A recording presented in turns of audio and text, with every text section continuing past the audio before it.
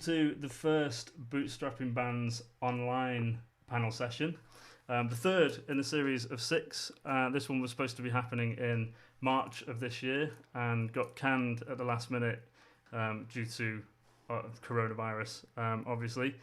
And so my name is Rich Hearn. I work for Indie Music Matters, which is a not-for-profit community interest company aimed at bringing funded music projects into Stoke-on-Trent and Staffordshire to help musicians kind of understand the music industry and bring some kind of music industry knowledge and experience into artists in Stoke and Staffordshire. Obviously, kind of the reach is a bit wider now; it's online, but it's still the same idea really. And this panel was so coincidentally was the live panel, and it was the first one that got ditched. We had a look at marketing, and we had a look at songwriting, and so the idea here was to look at live and sort of how you can, as an artist, an emerging artist, how you can kind of turn the live aspect into an income stream in the early stages of your career. What that journey might look like, and any advice and tips from our panelists. Obviously, the next bit of this panel was me asking a bunch of questions to the audience to kind of get an understanding. So if anyone is out there with any questions on Facebook or YouTube or on Periscope, you can whack any questions into comments, and I'll pick them up on the screen over here, and I'll try and bring them into the conversation. In a minute, I'm going to shut up because we want to hear from the panelists. But I just want to quickly talk first of all about what we're going to talk about, how it's going to go, and the idea was originally that we'd have a look at how the live industry works when you're an emerging artist starting out at smaller kind of 50, 200 cap venues, who are the key stakeholders, how the industry's structured, who are the people that you need to please. Then I wanted to look at booking shows and any advice and tips on booking shows and marketing and selling tickets, and finally how to make money from live. But we had to sort of put a -1 part in since everything that's happened. So we're going to start by talking about COVID and the impact and the effects, the experiences of our panelists. And so first of all, I want to thank Ben, Danny and Rich for agreeing to do this and for waiting for 6 months while we decided whether we were going to do this in person or online.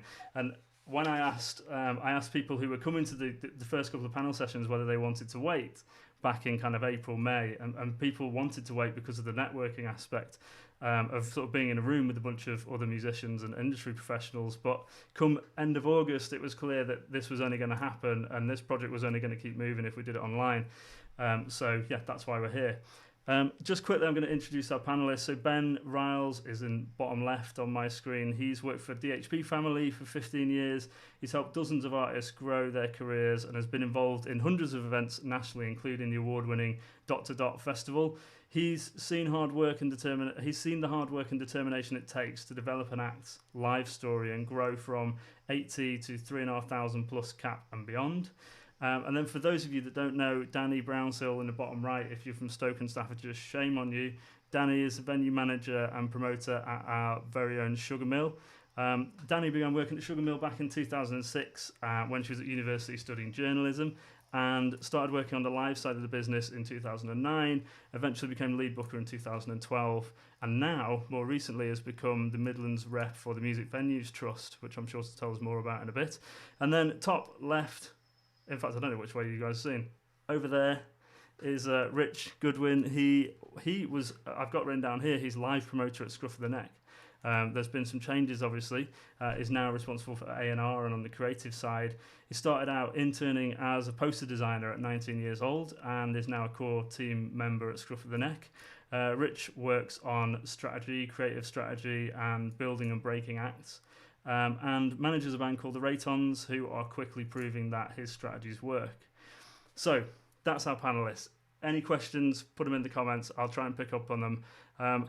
I'm going to shut up now and we'll let our panelists talk to us about, first of all, COVID, coronavirus, and the impact and sort of short-term effects and what has happened over the last 6 months. Whoever wants to start. Well, I feel like my job has changed from being a promoter to being a show rescheduler, which is sad but true. I'm sure I'll speak for the panel when I say that. So yeah, I've obviously seen that things are extremely compacted. So obviously you've got acts that would have played in the latter stage of March this year. Those shows were rescheduled to this month, 9 times out of 10, and then they've been rescheduled again from this month to spring 2021. So yeah, I can't really add any more than that, really, as far as the short term impact of COVID. I mean, obviously there's the great work that's been done by Danny and the people at Music Venue Trust, etc. But yeah, as far as being a promoter is concerned, it's been just a case of trying to manage expectations from managers, agents, and artists who really want a Friday night payday weekend that they had before in March or April, and they're now struggling to fathom why they can't have that same weekend in 2021.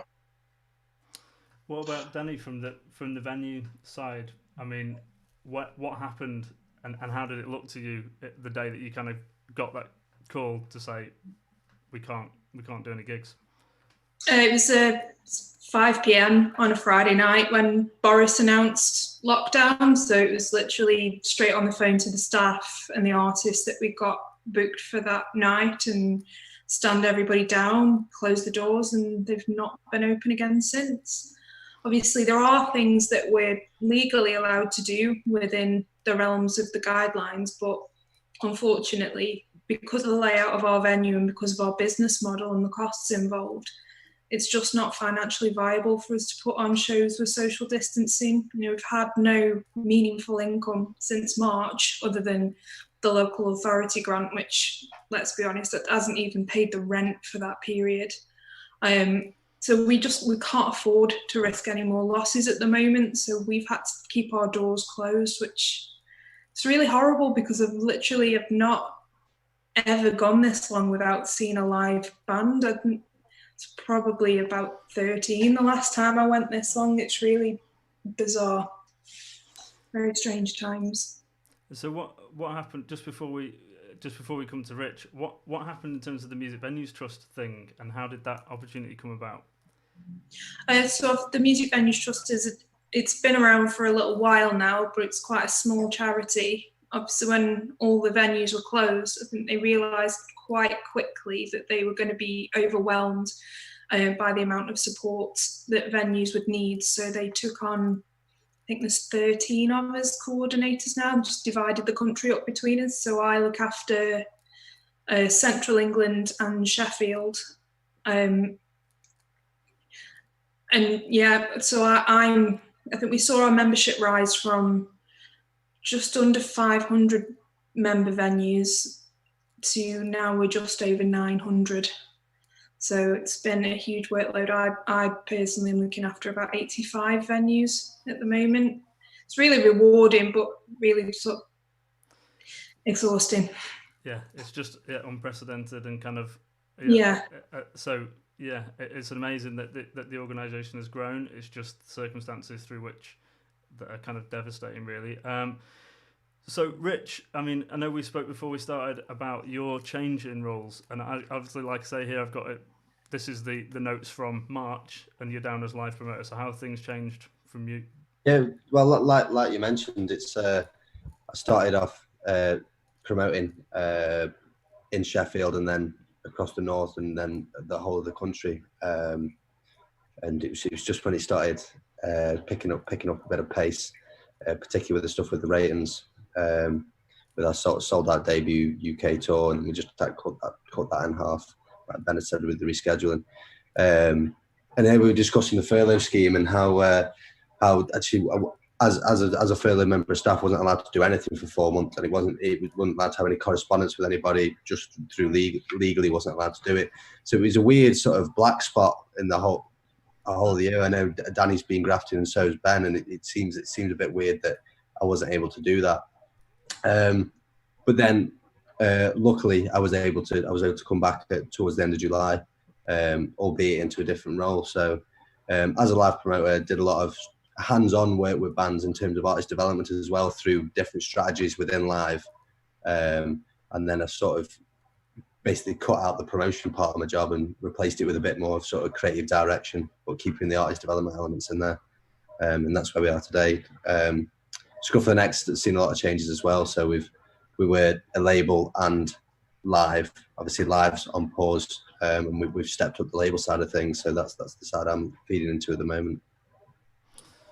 Cool. So, okay, yeah. I mean, I have written down here because before we sent a few emails before this panel happened, and Ben, it was your idea to kind of to try, if you like, to talk about your experiences, both good and bad.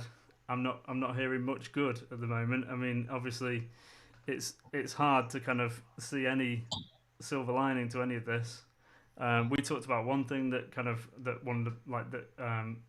Cayman's from local band from Stoke are doing on sort of Patreon fan subscription stuff. I suppose Rich, being an artist manager and being more sort of on the creative side with artists, what kind of stuff have you been telling artists to do, or what have you seen artists doing that's kind of been like, okay, that is a good idea. Well, we can't do live. This is potentially how to connect with fans and try and keep those relationships going. I mean, in terms of if you want to talk about silver linings, I suppose you could see it as a little bit of it's a great leveler between very, very sort of early grassroots bands and intermediate bands, because it's everyone's experiencing the same thing. Everybody's in the same boat, and I've been telling a lot of bands to if they can't go out there and do the streams, which we've seen all through lockdown that have been doing really, really well. Use it as a time of reflection and almost a planning period to almost just meticulously plan your time after lockdown. Get songs written, think about your creative, think about what you're going to do when you're able to do it all again.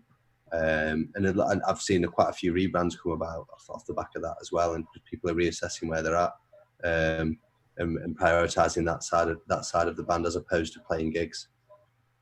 What about you, Ben, and Danny, jump in if you like, but anything you've seen that has worked, that's been good, that like Rich was saying, live streams. I mean, there've been some great things coming out of Manchester.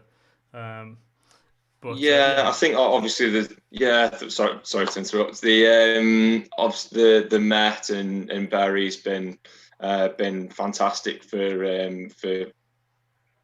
streams and shows in general. Like I know that Mercury Machine did a show last weekend that was part of the Japanese festival. They sold tickets for that. Slow Readers Club have done a couple of shows that have done really well. So it's obviously been a way for the venue to make some money, because they've rented the space out, and obviously for production companies to get some income as well, because obviously you've got videographers and photographers that have also been without work during this period, but then obviously also the bands themselves, and to get some revenues. So that's been really great. I think on the flip side, there's been quite a few kind of misrepresentations of artists who've not necessarily let themselves down, but they've just kind of done a live stream from the bedroom, and it's not been the best. We've all seen those, and they've kind of you sort of risk losing out on potential fans and whatever else if you do that. I think if you are going to go down this whole live stream avenue, that's great, but it kind of needs to be, I don't think the bar's been set now. I definitely agree with that. Initially there was a lot of one person, a guitar with a phone live streaming, and that model got very boring very quickly. But we've seen some live streams with some real production value coming out, and we're a creative, innovative sector, so we should be delivering quality. We've seen some real innovative approaches to the live streaming stuff and gigs in general. When you look at the stuff that SSD concerts have been doing up in the northeast and things like that, it's really interesting approaches. But in terms of what artists can do. I would completely agree with you there, Ben. Need to be that focus on production, because it is, like, that's where you might pick up new fans, and it's crap. You've missed out on that opportunity. Definitely. That, I mean, yeah. Just on that note, then kind of live streams that have, like you say, there have been some with good production values. Can you? I'm putting you all on the spot here, but can you throw some out there so for artists to check out? Because I think it's really important. I always encourage my artists when I see a band who I think they're going to do a good one, get on there and have a look, because you've got to know where the bar is at. I mean, I saw bits and pieces from that Biffy Clyro one, which just looked absolutely unbelievable. But yeah, obviously they charged a decent ticket price, and obviously really, really big band in their own right. So obviously they've got the funds to be able to do that. But one of the things I did see that they did that was impressive, that you wouldn't necessarily need thousands of pounds or production values or whatever, is they went around the venue. So they did like one acoustic performance in the dressing room, and then went around, and then I think Sam Neill kind of like played a song on the balcony and whatever. I think it's kind of like thinking as Danny's just said, thinking creatively about how you present the live show. And we've all got some of us have got more time than others obviously at the moment, but there is that creative space that's afforded by this time. So it's about utilising that, and as we said before, just kind of thinking outside the box and how we can, rather than it just being a stream and it's just one shot or whatever, there's like different ways to go about these things, I think. Yeah, I agree. You've almost, as a sort of grassroots artist, I think you've got to treat it as any other piece of content, like a music video that you put out. Even when you're playing your gigs, treat it as a gig, because you wouldn't turn up wearing the clothes you wear for work without a backdrop and with the big light on. You're going to put effort into your stage presence, into what you wear, and into the lighting. And you've got to treat it exactly the same, because that's the only way you're going to interact with these fans who would otherwise be at your gigs, or new fans, like you say. There's been a few that have sort of cropped up. That, I don't know if many of you remember that Finsbury Festival that was there to replace the 1975's Finsbury Park gigs, and that was a lot of grassroots bands, particularly from the northwest. So it's quite nice to see submitting pre-recorded content that was then getting stitched together and live streamed all the way throughout the day. And ticket money from that went towards the NHS, and I think it was a really good bit of content, and obviously for a good cause. I mean, the Lost Boy is another band that I work quite closely with. All we did, we got in his back garden, decked his back garden out with bed sheets and stuff to make it feel a bit festive, and filmed stuff on an iPhone. And if you put a little bit of effort into editing it together, and you can get a bit of content for it. It didn't cost us anything. So I think it just comes to thinking outside the box with some of these things as well. Yeah, I think that's an important point. I mean, we spoke about the Biffy Clyro one. Obviously, most artists don't have Biffy Clyro's budget, but I can say some bed sheets and some fairy lights, just anything that makes you stick out of the pack, because there's a lot of that stuff going about. What's going to make people notice you? What's going to make people remember your performance? Why are you going to tell your mates about this band that you've seen? So yeah, I mean, I guess we're ending this section on COVID on potentially the only positive to come out of it, which is like people have started to invest more time and energy in live streaming, because it's been it was around before, but it was always a bit crap, and now I think people, like you say, people realise that like if you're going to do it, you've got to do it well, same as anything else. So maybe that's where we can end that section. I mean, we'll come back, I'm sure, because it is like it's the current issue around everything, and probably everything we're going to talk about is all like, well, yeah, this is my advice now, but you can't do this for 6 however long. But if we talk about the live music industry, then for emerging artists, sort of emerging artists who are starting out in smaller venues, who are the key stakeholders, and who are the people that me and my band need to get to know and make friends with? Who wants Danny, to take it? you're probably one of them. Well, yeah, I suppose you're not going to get booked if you don't make friends with the promoters or the bookers. So yeah, when you're first starting out, obviously you're going to use the venue that's most local to you, because that's going to be where your audience is based, and that's going to be the first place where you're able to sell any tickets. So yeah, get to know your local music scene, the people that book the artists in your local venues first and foremost. But also, it is a music scene, so get to know the other bands, go and watch other local bands, go and network with them. Because if you go to their gigs, they'll go to yours, and that's sort of how you start out, and how word of mouth spreads, how you'll get invited onto their support slots and that kind of thing. I think that's probably sort of even more key for emerging artists in the early days to get, because you're not going to get a booking agent until, in fact, that's possibly a question. When do you get a booking agent, or when are you likely to? But I suppose, yeah, as an emerging artist, getting to know your local scene and other musicians is your way to get your name about, and borrow each other's fans to put your music in front of, that kind of thing. So what about promoters? Okay, just quickly, because this, I mean, Ben, you said something to me again via email before we did this about not, about assuming kind of knowledge. But what does a promoter, booking agent, venue manager, what do they do? What are their jobs? And why do I want to get to know those different people?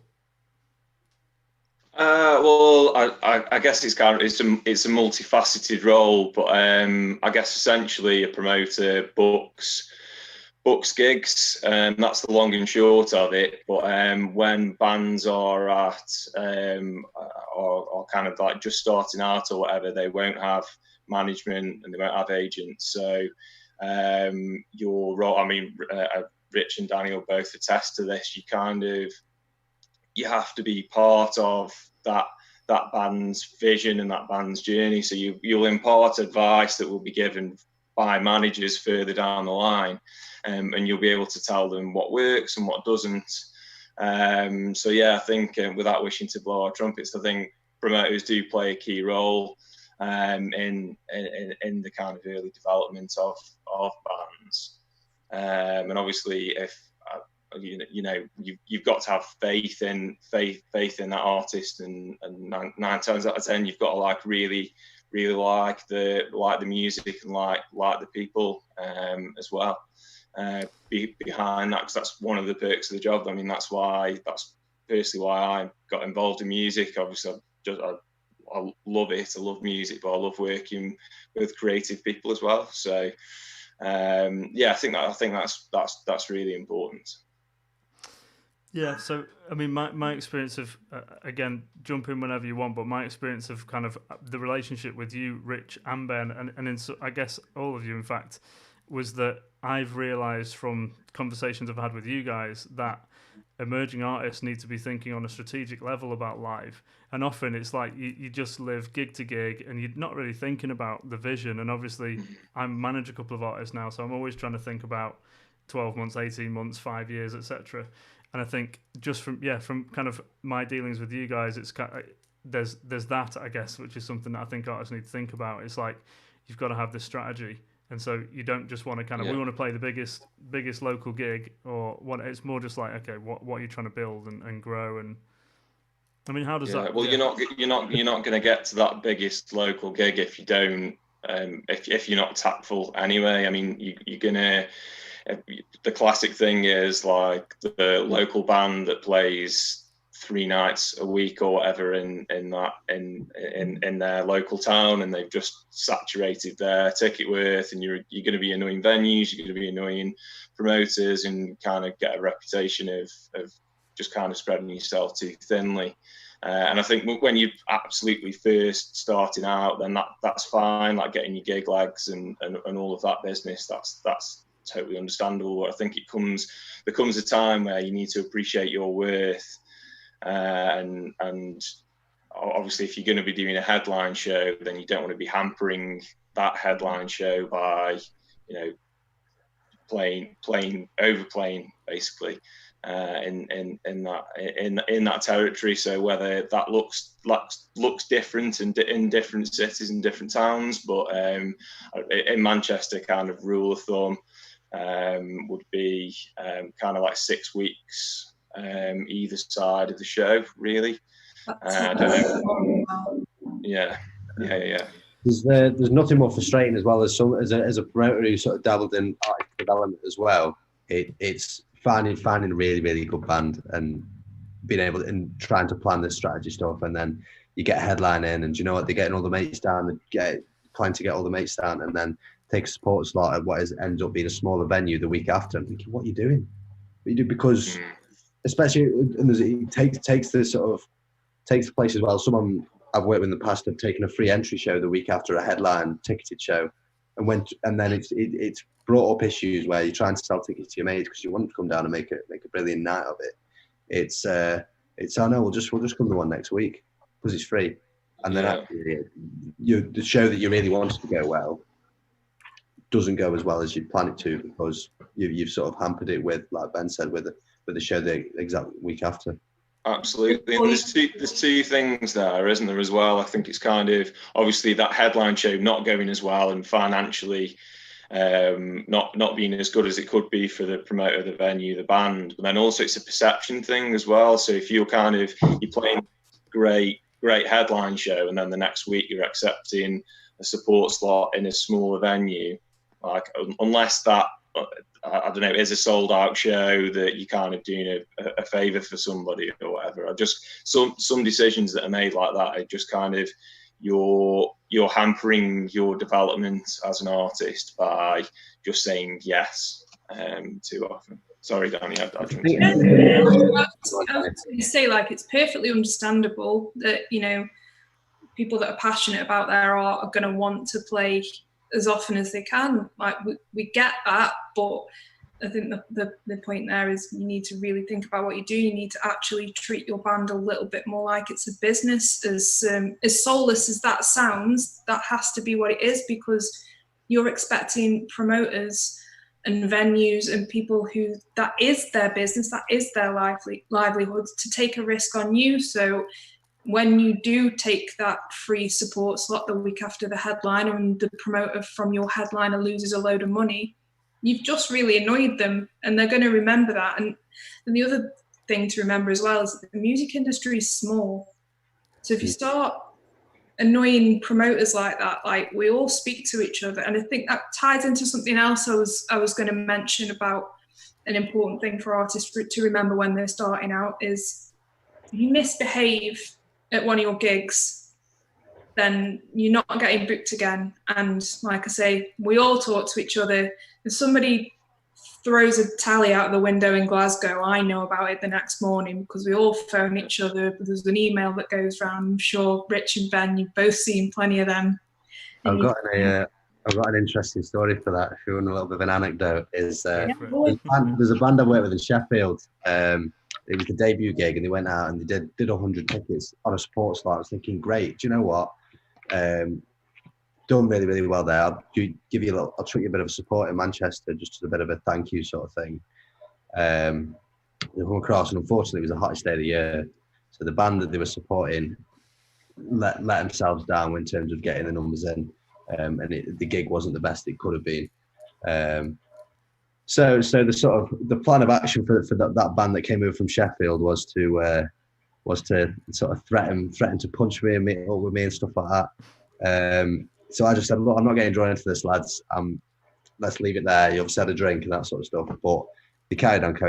Anyway, next day, obviously I'm mates with all the promoters in Sheffield, so I just told them what happened, and they've not been booked. Well, they split up because they weren't getting booked. And it's a weird situation to be in, but it's like you say about the misbehaviour. And it's also, I think it's good to be honest as well, because as a promoter, you do have almost a little bit of a blacklist. So ones that if they are misbehaving in extreme ways like that, or if you're dishonest. For example, if I spoke to a new band and said, yeah, do you know what, we'd sell 200 tickets, and then oh great, yeah, Sam, well we'll do a mint show then. We'll go down and I'll book out the Deaf Institute, for example, in Manchester. And and actually it turns out they've only ever been able to do maybe bring 30 people down. And do you know what? As a promoter, if a band came to me and said we can do 30 tickets, then I'd be like, oh, sound, yeah, we'll put you on this show and we'll build you up to that point, and the pathway's there. But if it turns out you've booked a venue that's way too big, then you've lost that trust, and I probably wouldn't work with the band again after that. Yeah, I think you're dead right. You know, if we listen to a band and we like them, we're going to book them. Yeah. But only if they're honest with us. You know, if we book them, yeah, that's a really important point to make. For sure. I think on that point as well, I think it all goes towards like etiquette as well. I think there's kind of like literally break it down as simply as you've been booked to play a show. You've had the advance email, read the advance email, turn up on time, be nice to the engineer. That's really, really, really important. Yeah. And because if you turn up late and you spend too much time on your sound check and impact the doors opening, then Danny's not going to book you again. Rich isn't going to book you again. You're definitely not getting a slot at a festival, because I think, hang on, this band can't line check properly. So you might have sold 100 tickets and whatever else, but that's definitely a side of the band that you've got to work harder at. I love that everything you've just sort of talked about has been kind of key stuff for artists to understand. From your perspective as facilitators of gigs, if you like, and you've just touched on there, Ben, what you and DHP family and Rich and Scruff and you, Danny, you all have this kind of opportunity and capability to sort of facilitate bands getting better and better gigs. So obviously for you guys, it's the festivals, and for you, Danny, it's supporting headline artists. I suppose the question is, what does an artist need to get together? How do they need to be? What do they need to do to get on your kind of radar for those opportunities that will help step them up? I guess as far as I'm concerned, I mean, image is pretty important nowadays. I think we've touched upon it just now before anyway, but like having like logo in place, etc., don't have your demos up on SoundCloud or Spotify or whatever it is that you've sent through to me. Make sure, or to any of us for that matter, to make sure that it's of good quality. You want a fair representation for your music, and if you haven't got a professionally recorded demo, then be honest about that, and yeah, either send through a little like link to a video or whatever. But what I would say is, if you're going to email and approach after that promoters, and I really appreciate people getting in touch, and I try and respond to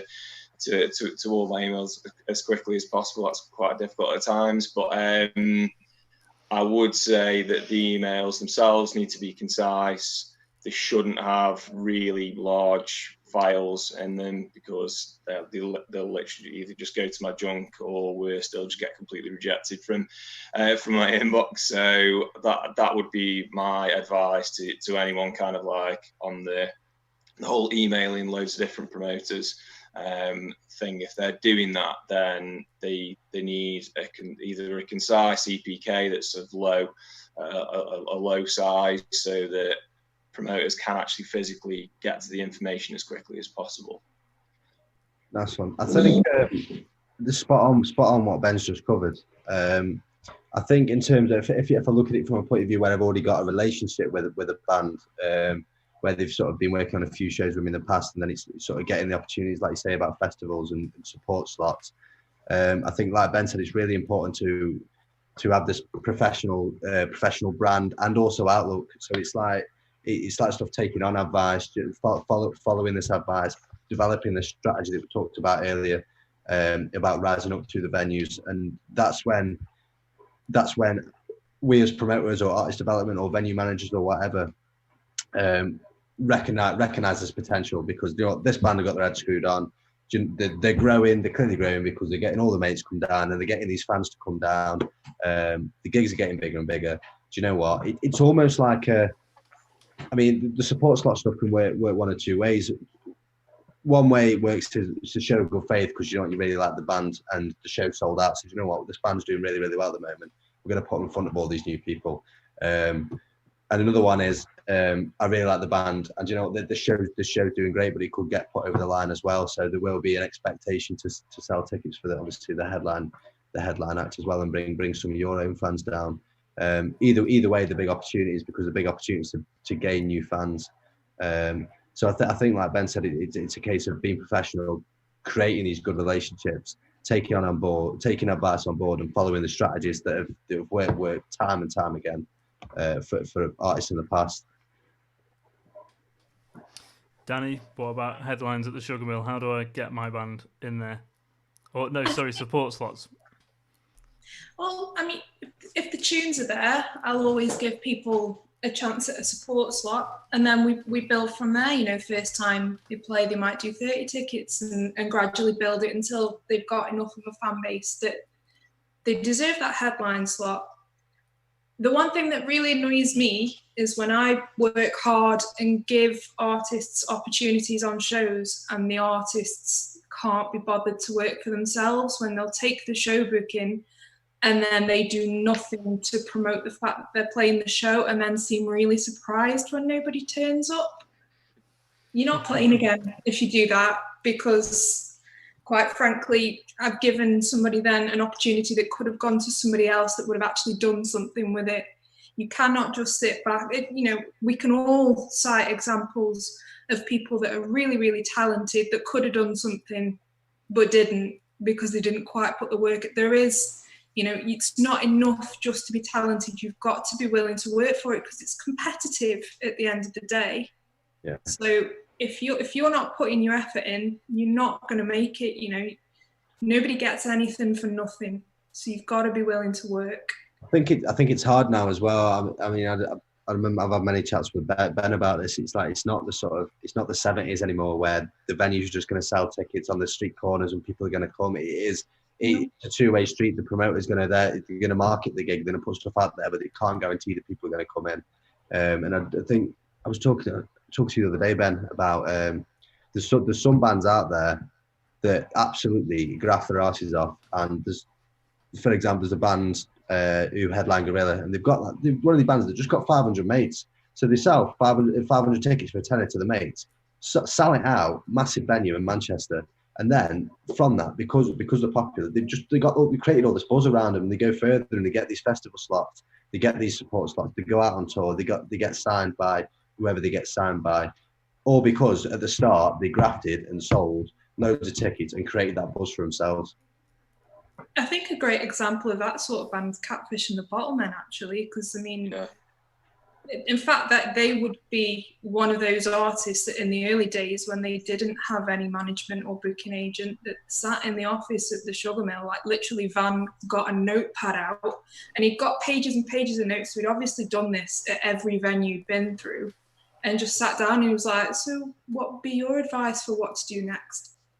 That's fine. I love that. I will sit all day. If people are that passionate that they want to sit after a show and talk to me about what to do, I'll do that all day, every day. And every artist from Stoke and Staffordshire should know that they can always chat to me for any sort of advice. It makes sense when you're in a room with those people, even not just promoters, but, chat to sound engineers, and they've all been around the industry for a long time. It's amazing the advice that you can get that you can't learn that stuff in any other sort of environment. Yeah, I think it's great. Like Danny says, reach out to people in the industry. I think it's maybe worth adding that obviously sort of figure out who the right people are to speak to as well, because there are a lot of people who maybe know what they're doing in maybe another business, but would offer advice based on that business, but actually it doesn't always translate to the music industry, and it can then turn into actually quite bad advice when translated to the music industry. So I think sort of sort of fish around for the names to speak to who were going to offer the right advice as well. But also maybe a little caveat of maybe be realistic. Like if you're still at the real early stages where you're worth 30 tickets in your hometown, it's probably no point in trying to speak to anybody at the Ritz because, and I get emails all the time from artists that even if I like the tunes, I couldn't book them because they're not going to sell any tickets and it doesn't benefit them or me. Than to play the show at that point, it's too early. So I always appreciate like getting the emails and listening to a new band because I like music, otherwise I wouldn't be doing what I'm doing. But in terms of being able to help them, it's better if they speak to me at an appropriate point because then I'm going to think, oh, actually, this band know what they're doing. They've waited until the appropriate time. If somebody emails me way too early, I'm a bit like, it's a good tune, but you might be on glue, mate. I can't help you at this point. So, okay, we've got quite a lot of advice for artists in terms of kind of getting your shit together, image and identity, branding, sound of what you're doing, make sure you're not putting anything out there that's crap. And be nice, really, and kind of develop relationships, find the right people and talk to people and take advice where it's given. I suppose a quick question before we move on. What's the easiest way to put you off?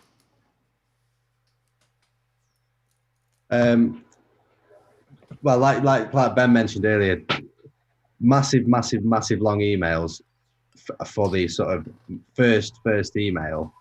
It wouldn't put me off because I'd be interested, but it is a bit of a red flag. I think we're all dead busy, particularly when live is absolutely booming, because there are hundreds and thousands of bands up and down the country who are sending emails looking for gigs. So I think it's great just to no bullshit. Do you know what? Outline it. Even if you want to bullet point it, do it, because what we're looking for is, this is the band, this is where we're from, these are the gigs we've done in the past, this is how many tickets we sold, here's our music, is our brand, is our Facebook stuff, Instagram, and that's all you need. It can be really bullet pointed, and actually then you go and have the more in-depth conversation. I'll probably respond to that and say, I mate, yeah, cheers for emailing. Do you fancy a phone call today? And you get on the phone and you actually have a chat and you'll be able to figure out who these people are and whether you get on and whether you think it'd be a good idea to do a show together. Because again, that's the people industry. So keep it dead concise. Those are the key bits of information that we look for. And then have a more in-depth chat, whether it's in person, whether it's an email, whether it's on phone, later on down the line. Cool. Anything that puts either of you two off, Ben and Danny, anyway, to sort of make you think this, I'm going to stay clear of this band? It could just be the opposite of everything we said that is worth doing. Like, look crap, sound crap, be a knob. Yeah, I mean, I guess I touched upon it before, really, but I guess you kind of, and Danny said as much, like you need to treat the band as a business. You need to be on top of your emails, you need to be getting back to people, you need to be turning up on time, etc. If bands don't respond to emails in a timely manner, or yeah, as I say, we're still like turning up late or have a bad attitude actually at the show themselves, and they're just not going to get booked again, and that's a shame, because I mean, I've worked with bands in the past and they've been absolutely amazing live, and yeah, like, love them. That's been absolutely brilliant, but you just know they're not going to make it. They're not even going to get to the level where they're headlining a show that's 100 tickets, because they can't kind of pull themselves together to turn up for a support slot at said venue. So yeah, sorry, Danny, go on. The rock and roll cliche ain't cute. Like, don't turn up at a venue and start getting wasted during soundcheck. It's a big red flag to me when the first thing the band load in is the case of Red Stripe, and they've opened it before they've even put the frigging drum carpet down, and I'm just like, oh no, I've got one here. This is going to be a day. And yeah, I know I've said it before, but be nice to the sound engineers and all the members of venue staff, because if Johnny Marr can be nice to everybody, then you can when you're worth 10 tickets. What about, just quickly, 100%. how important are social media numbers and streaming numbers and those kind of things? I know you in that bullet point list you mentioned, Rich, you kind of you mentioned social stuff, but not really like. I'm just interested to know how much that matters. Numbers don't really bother me. You could have 100 Facebook likes, but actually, like I said, mentioned earlier, you've got 500 mates who are going to come to your gig. Doesn't matter, because the Facebook numbers and multi-listeners on Spotify and things like that, they follow. They follow. If you begin to make a buzz through, like, live is generally the first point of call you're going to have with new people in a lot of cases, particularly in your hometown. So they'll follow afterwards. They will.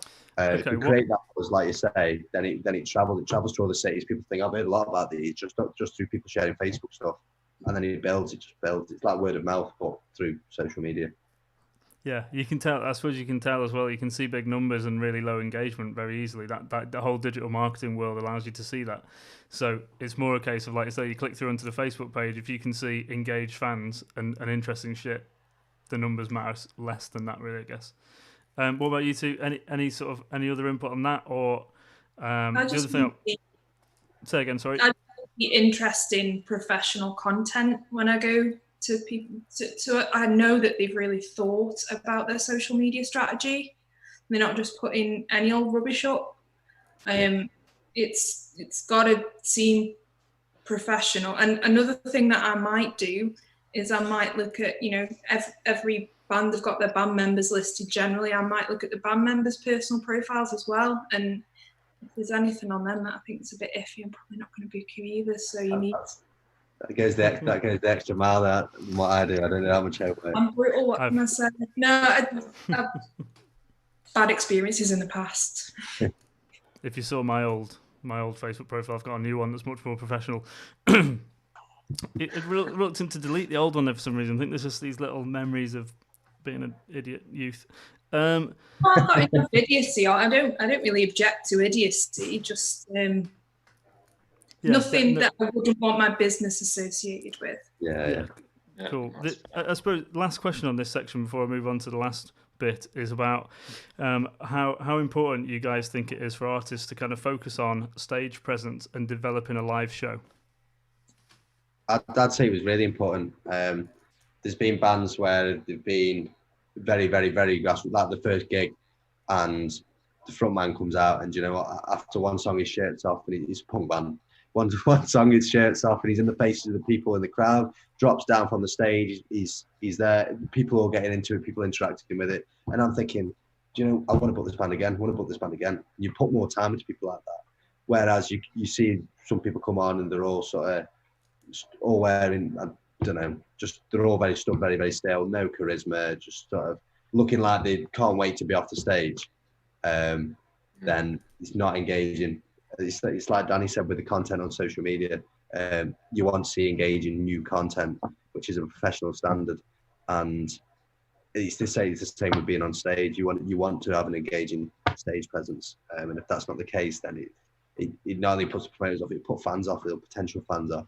I think I'm going to watch this. I'm not being entertained. Yeah, if you don't engage with that audience, they're just not coming back. So, yeah, stagecraft is important. We don't expect bands to be frigging Iggy Pop the first time they play. But, as long as, especially at my level, if I can see the second time I put them on, there's been that improvement, then we'll keep working.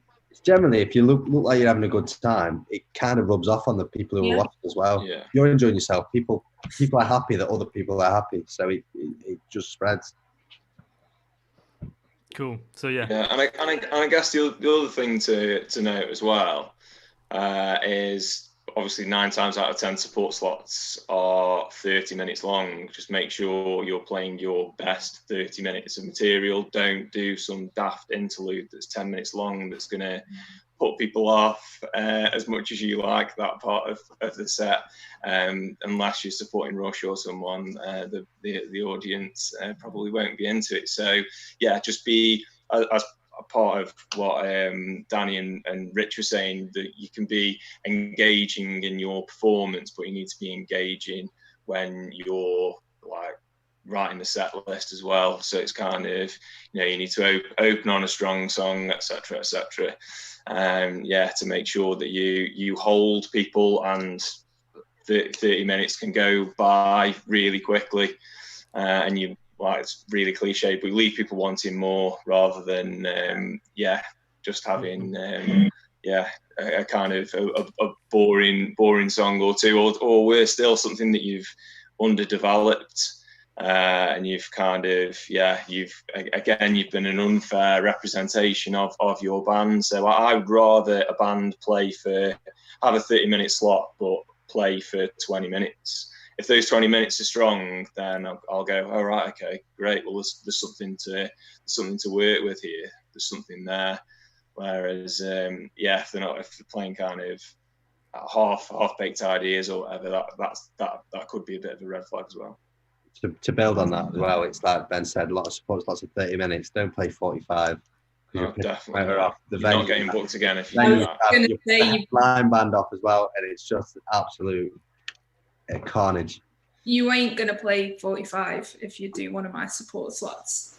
You need to make sure that you're rehearsing the set, don't just rehearse the tunes, and time it, because particularly if it's a 4-band bill, I haven't got time for you to run over when I've got curfews to adhere to. I'm not going to penalise a headline band that have most likely sold the majority of the tickets just so that you can play an extra 10 minutes. So that might mean if you've timed your set wrong, you might not play your best tune because I'm going to cut your set short.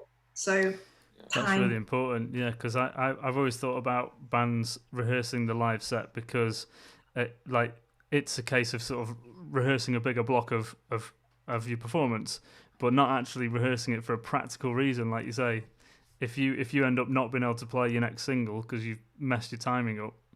Yeah, I don't want to do it. I very rarely do it because I hate doing it, but sometimes it's necessary. Yeah. And it's the same at festivals, again, 9 times out of 10, those slots are 30 minutes. So you basically need 30 minutes of really, really, really strong material. And as Danny said, just be as concise as you can and time it and make sure that I would even go as far as kind of, if you've got not necessarily rehearsing in between song patter or whatever, but at least making sure that the singer doesn't go on a rant for 5 minutes about nothing. Obviously that time that you're spending on stage is key. So you're there to entertain people, not to put the world to rights. I think Ben mentioned leave people wanting more, and I think that could be the motto of being a rising band. I think we bring it back to strategy. In a lot of cases, when booking your gigs, less is more. It, like you say, it leaves people wanting more. If you obviously, it's not the only thing. If your brand's doing really well, you're releasing good music throughout, you're releasing good content on social media throughout, your fans will be hungry, and you'll get new fans who are hungry, thinking, when's the next gig? Oh, it's in 3 months.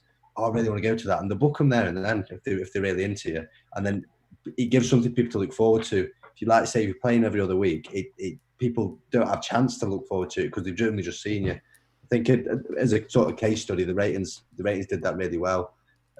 Even before I got involved with them, they're 3.5 years old and they're from Sheffield and they've played Sheffield 5 times. The first was a support slot and the other 4 were headlines. And last October they sold 2,000 tickets in their hometown 3 months in advance. And it's a great example of keeping people hungry, keeping people interested and engaged with the content, with the music, and by not oversaturating what is your hometown, they are the people who are going to be creating the buzz for the rest of the country to sort of lap up. Possibly a nice segue there onto the last part of this discussion, where I want to talk about how to make money from live and carve out an income stream. So for emerging artists, I know as well as anyone that the bottom rungs of the ladder, there's very little money. But how have you seen artists get from kind of just starting out to actually making some money from live? I guess PRS is really important. I mean, I know we mentioned Biffy Clyro before, and obviously they were at a level 15 years ago. well, perhaps a little bit more than that, where they were touring constantly. They were the hardest working band in the UK, and the individual members of the band survived on their PRS. So that's how much they toured. Obviously, the actual shows themselves are paying for to run the van and or the bus at that time. But yeah, they survived off PRS. So I'd definitely advise subscribing to that pretty early on. Well, we all have to pay it as promoters, so I'd really say how few bands at a small level are actually PRS registered. It's a little bit frustrating for us as promoters because we're paying 4.2% half the time on shows where none of the artists on stage are actually PRS registered. So all we're doing is buying Paul McCartney another Ivory back scratcher. It's not really we want it to go to those small artists. So yeah. It's like I mean, does that like the sort of assuming what people know it is? It's a tax on the promoter and the venue in it that goes straight into the pocket of the artist for artist sustainability, really. So it's definitely worth reading up on, and then, like you say, registering. Yeah, I imagine the reason that you might find a lot of early stage artists not members of the PRS is because each of them have got to join as individuals. It costs £100 each, and they're probably not going to make that back until they get to, if they do it right, year 2, 3, 4, 5. So that probably is part of the reason. But there comes a point where you've got to go, well, okay, it's only £100 once. It's not every year. And if you're taking this seriously, there are costs to setting up a business. That's kind of something we've talked about. So my advice would be the same as yours. Like, bite the bullet, join. But in the same way that the first time you buy T-shirts, you're probably going to have to spend £100 on T-shirts. Obviously, the return is much quicker on merch, and that's another great revenue stream. I don't think it's too early to get involved in merch, even if you're selling 50 tickets for a show or whatever. If you sell five T-shirts, you might make as much money as the fee for the show. So yeah, but that in relation to PRS, it's kind of I can see that if it's a 5-piece band, it's a £500 outlay, but as we've said before, it's a bit crass, but it is a business, so you're investing in that business to potentially get a return. It's the opportunities that PRS brings as well. It's the grants that they offer. It's the advice that they offer. It's the festival stages that they offer. PRS, I'm right in thinking we've still got a stage at South by Southwest, which is obviously the big worldwide music industry and event in Texas, and you get picked up by these people, and they can help propel your career as well. I think that's an important point to make, actually, Rich. You just mentioned sort of PRS Foundation and different public funding opportunities for artists in the early days. There's stuff that's available with the Musicians Union as well, and charities like Help Musicians. It's all worth looking into to see what's available at that time, what sort of things you can get access to.